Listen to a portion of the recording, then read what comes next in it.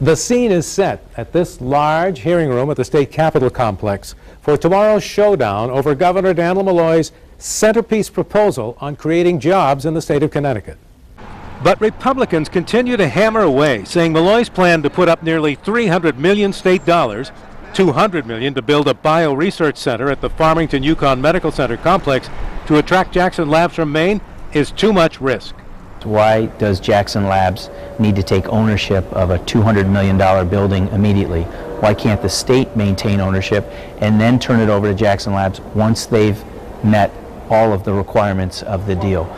Earlier this year, the legislature and the governor approved $250 million for improvements and expansion at the medical center to attract bio-research.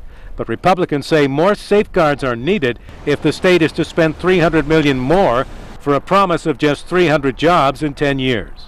It's a little loosey-goosey with the numbers. Again, I think the goals are great, but what I would propose is have 6-month benchmarks, and if they fail to achieve those benchmarks after 2 or 3 times, then they're in default. But the governor notes that Pfizer just pulled 440 research jobs from Connecticut and moved them to Massachusetts. Why?